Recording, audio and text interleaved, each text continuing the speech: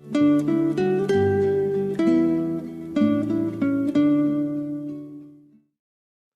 오늘도 신명기 25장에 기록된 이 말씀을 통해서 하나님께서 주시는 은혜를 우리가 함께 나누기를 원합니다. 여러분, 이 신명기 말씀은 모세가 설명하는 율법 설명입니다. 40년 전에 시내산에서 받았던 이 율법의 말씀을 다음 세대 자녀들에게 다시 설명을 하는 겁니다. 하나님께서는 이 율법의 말씀으로 이 자기 백성과 언약을 하셨기 때문에 이 말씀대로 구원도 하시고 복도 주시고 심판도 하시고 또 재앙도 내리시는 겁니다.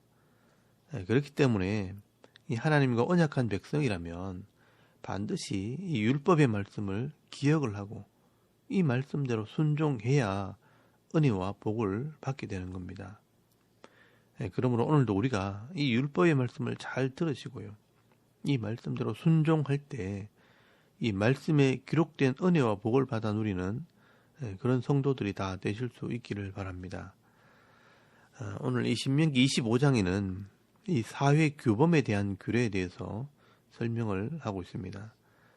이 사회 규범은 레위기 19장에 기록이 되어 있지만 이 신명기에서는 조금 더 자세하고 또 폭넓게 설명을 하고 있습니다.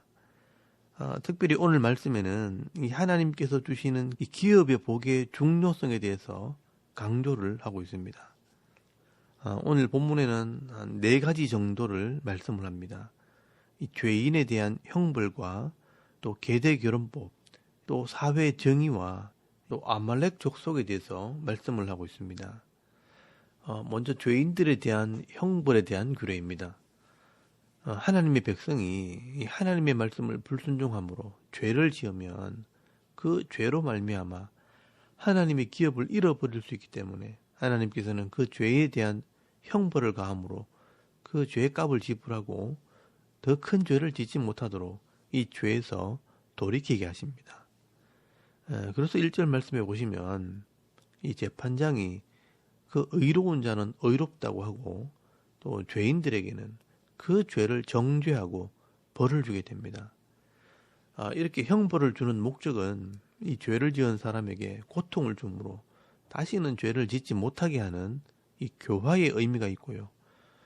또 하나는 다른 사람들에게 경고를 하고 이 범죄를 예방하는 의미가 있는 것입니다.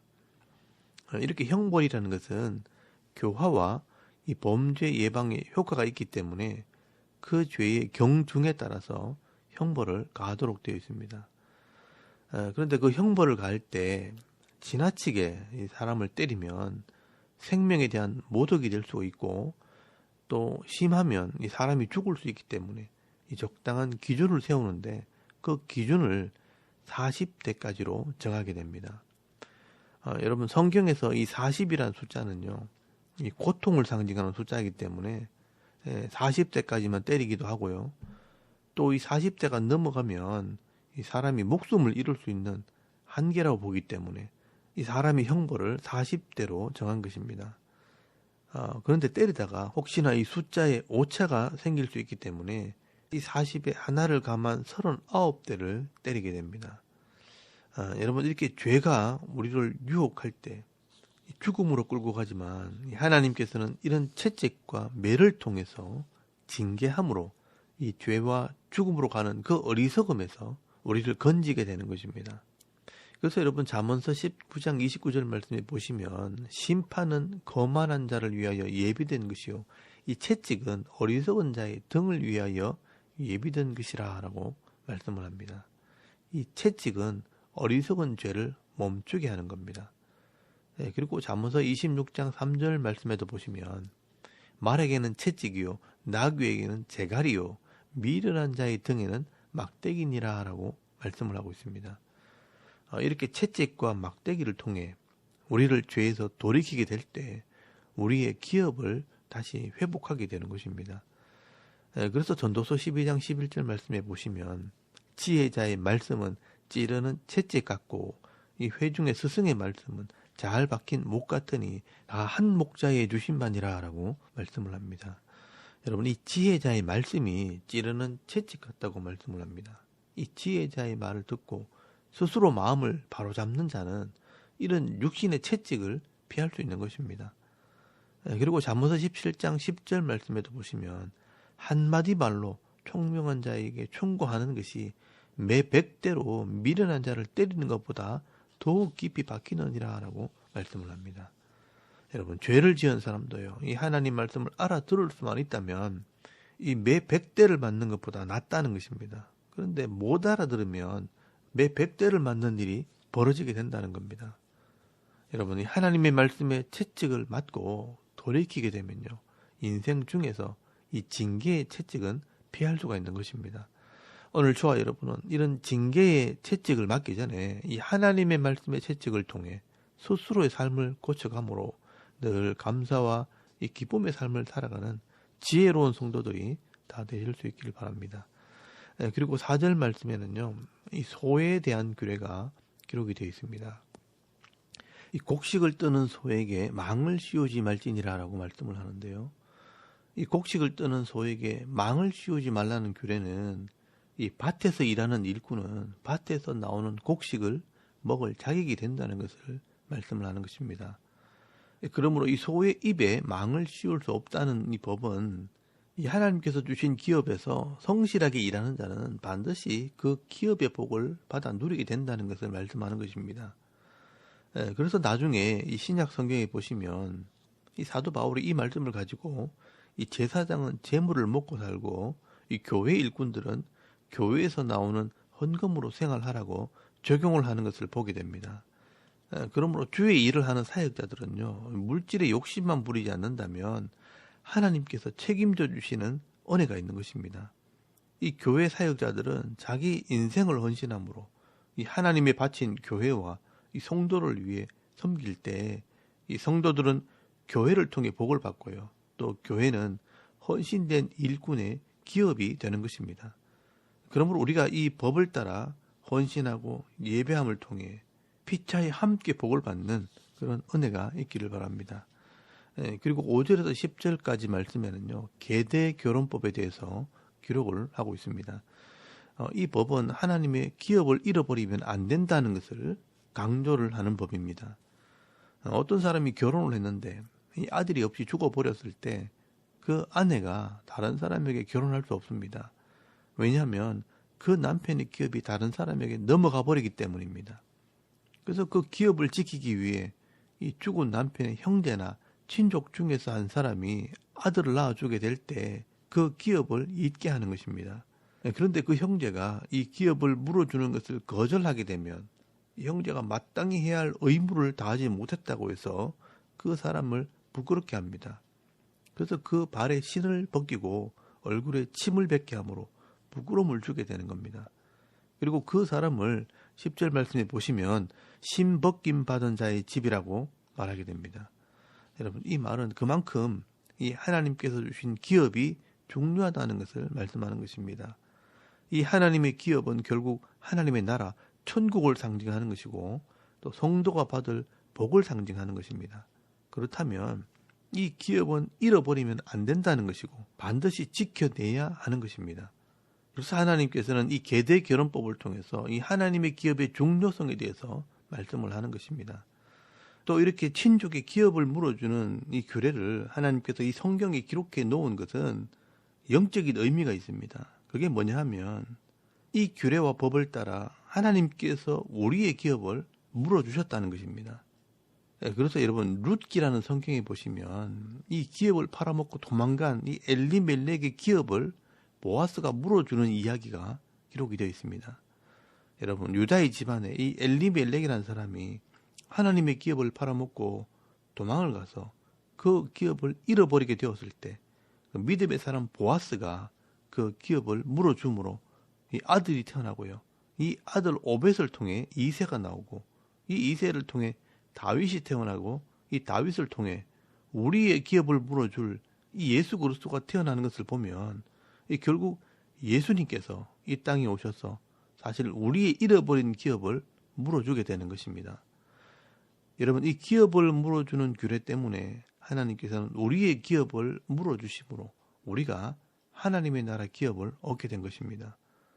여러분, 우리가 이 규례를 지금 행하지는 않지만 이 규례 때문에 우리가 하나님의 기업을 얻게 되었다는 것이 분명하기 때문에 하나님께서 주신 이 천국의 복과 이 땅에서 우리가 누리게 되는 이 성도의 복이 얼마나 귀한 줄을 깨달아서 여러분, 이 기업을 잃어버리지 않는 그런 믿음 있는 성도가 다 되실 수 있기를 바랍니다. 그리고 11절부터 12절까지 말씀해 보시면 이 여자가 남자의 음낭을 잡지 말라는 말씀이 나옵니다. 여러분, 이 음낭은 남자의 성기를 말합니다. 왜 하나님께서 이런 민망한 이야기를 성경에 기록해 놓았을까요?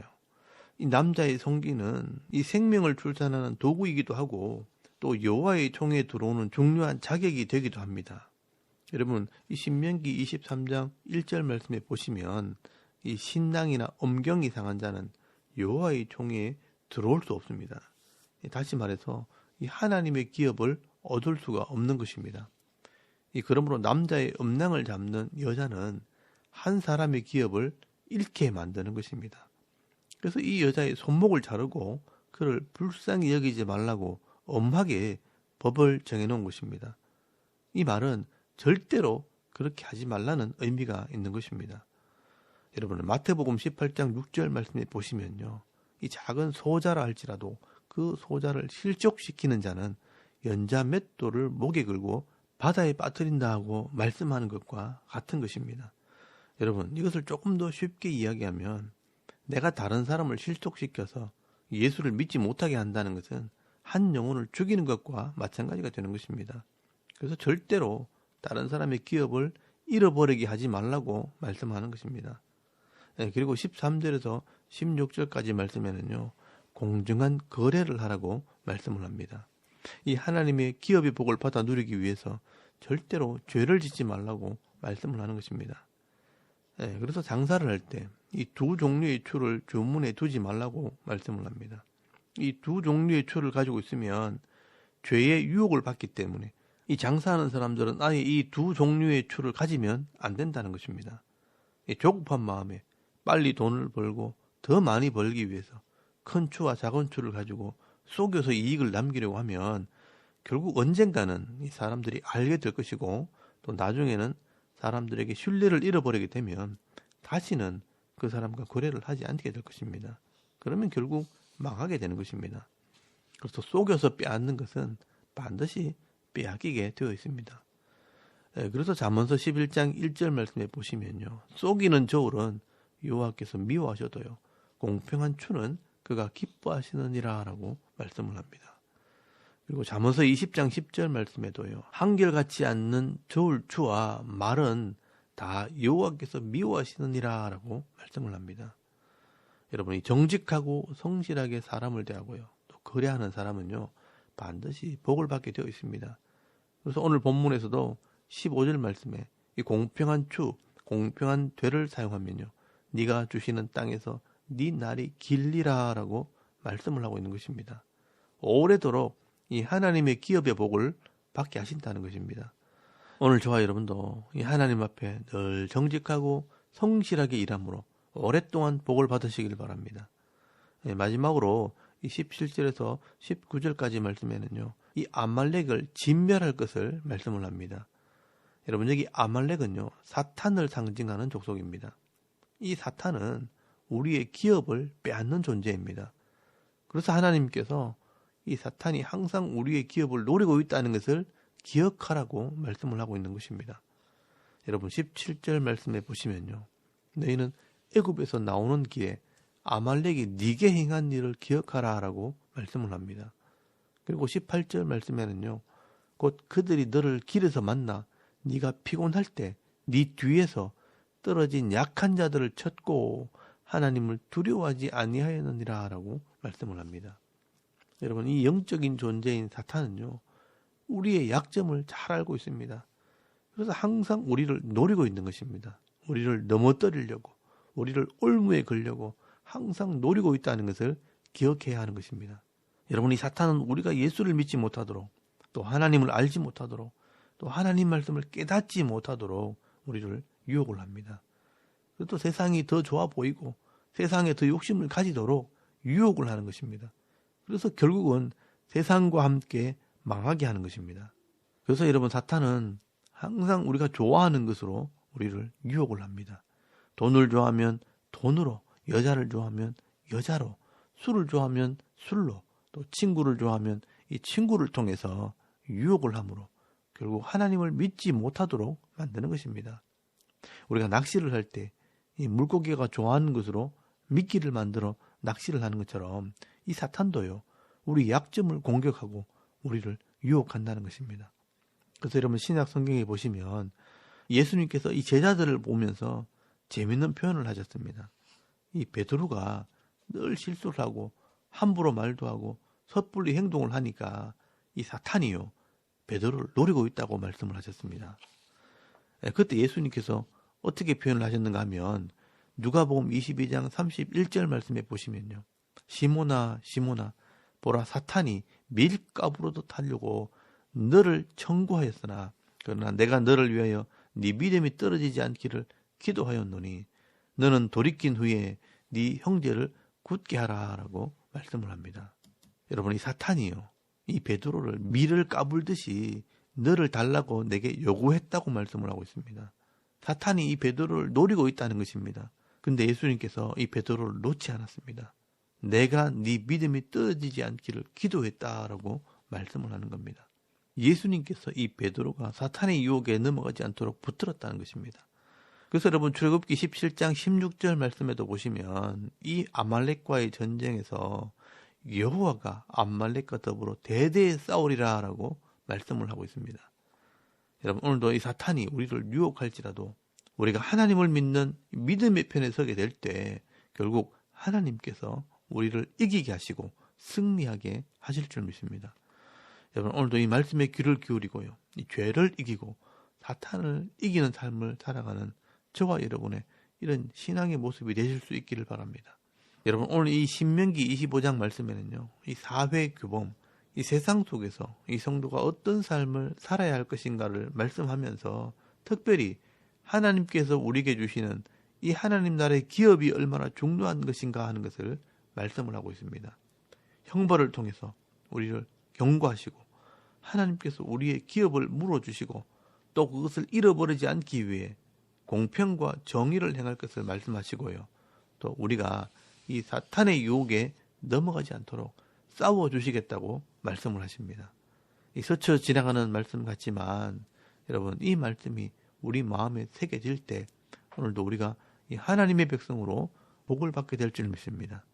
여호와의 율법은 내 발의 등이요 내 길의 빛이라고 말씀하셨고, 또 주의 말씀이 천천 금은보다 더 귀하다고 말씀하셨는데, 오늘도 이 하나님 말씀을 마음에 잘 새기고 깨달아 순종하게 될 때 이 세상 속에서 거룩한 백성으로 복을 받고 이 행복한 삶을 살아가는 저와 여러분의 이런 영적인 삶의 모습이 되실 수 있기를 주의 이름으로 축원합니다.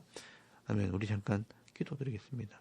오늘도 이 사탄의 유혹을 이기며 이 죄의 유혹을 이기는 성도의 삶을 살게 하옵소서. 또 나라와 민족과 이 교회와 가정과 이 자녀들의 믿음을 위해서 또 개인의 기도 제목을 따라 기도하고 오늘 하루 삶을 또 시작할 수 있기를 바랍니다. 다 같이 우리 하나님께 한번 기도드리겠습니다. 살아계신 하나님, 은혜를 감사합니다. 오늘 이 아침에 하나님을 예배하게